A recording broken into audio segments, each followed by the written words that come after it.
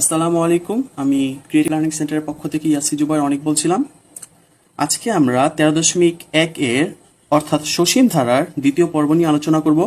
গত ক্লাসে আমরা সসীম ধারা, অসীম ধারা এবং ধারা যে প্রকারভেদ রয়েছে, সমান্তর ধারা, গুণোত্তর ধারা, সেগুলো সম্পর্কে আলোচনা করেছি এবং সমান্তর ধারার পদসংখ্যার মান নির্ণয় করা শিখেছি। আজকে দ্বিতীয় পর্বে আমরা পদসংখ্যা নির্ণয় করা শিখব, অর্থাৎ n এর মান নির্ণয় করা শিখব। এখানে 13.1 অনুশীলনীর 6 নম্বর প্রশ্নটি রয়েছে 8 plus 11 plus 14 plus 17 plus dot dot dot ধারাটির কোন পদ 392। আচ্ছা, যেহেতু এখানে কোন পদ নির্ণয় করতে বলেছে, অর্থাৎ এখানে n এর মান দেওয়া নেই, সুতরাং আমাদের n এর মান নির্ণয় করতে হবে, অর্থাৎ পদ সংখ্যা নির্ণয় করতে হবে। তো এই ক্ষেত্রে আমরা লিখব দেওয়া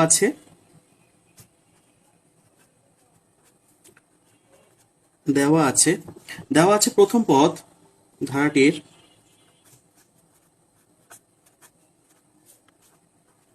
প্রথম পদ a সমান সমান 8, ধারাটির সাধারণ অন্তর d সমান সমান 11 মাইনাস 8 থাকে হচ্ছে 3, 14 মাইনাস 11 থাকে হচ্ছে 3। আমরা জানি যে সমান্তর ধারার ক্ষেত্রে দ্বিতীয় পদ থেকে প্রথম পদ বিয়োগ করতে হয়, আবার তৃতীয় পদ থেকে দ্বিতীয় পদ বিয়োগ করতে হয়, আবার চতুর্থ পদ থেকে তৃতীয় পদ বিয়োগ করতে হয়। কোনটি সমান্তর ধারা, কোনটি গুণোত্তর ধারা, এই বিষয়ে গত ক্লাসে খুব ডিটেলসে আলোচনা করেছি। তো সাধারণ অন্তর d সমান সমান 3।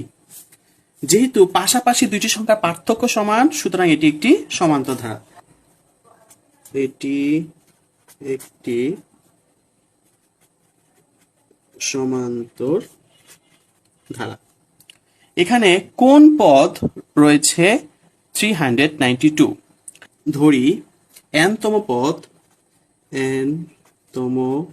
পদ সমান সমান 392। n তম পদ 392। আমরা জানি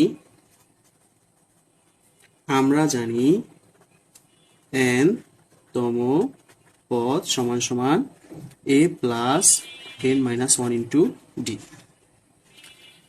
ধরি n তম পদ 392 আর আমরা জানি n তম পদ a plus n minus 1 into d। এটিও n তম পদ, এটিও n তম পদ। তাহলে লিখতে পারি যে প্রশ্ন মতে এই n তম পদ সমান সমান a n তম পদ, অর্থাৎ a plus n minus 1 into d equal 392।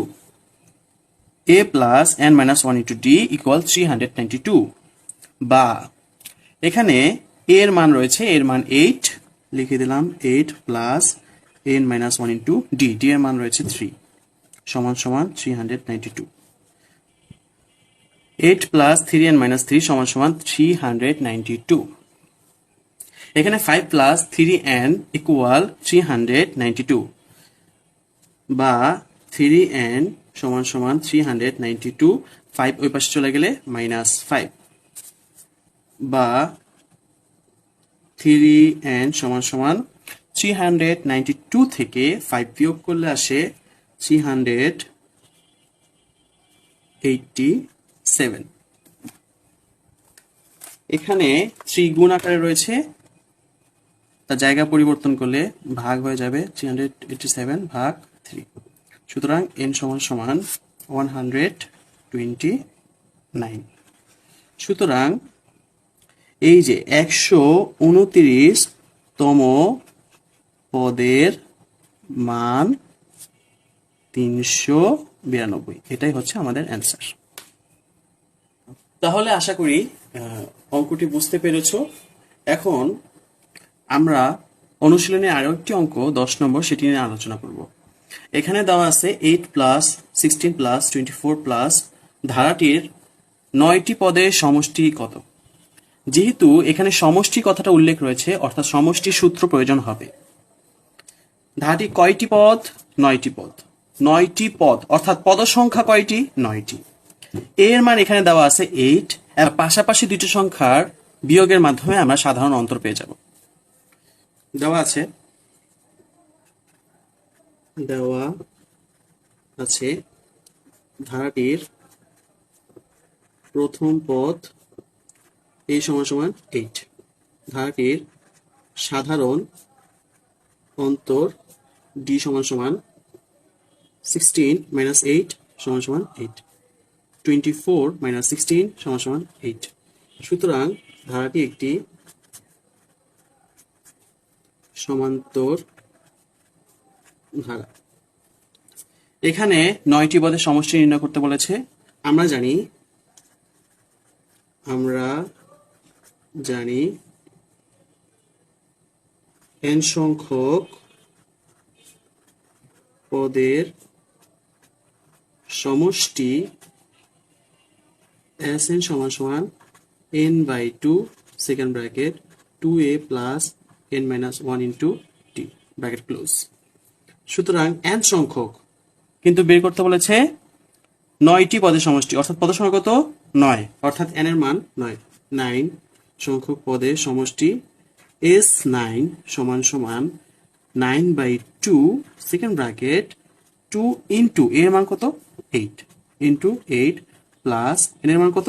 9, 9 minus 1 into d, d কত পেয়েছি?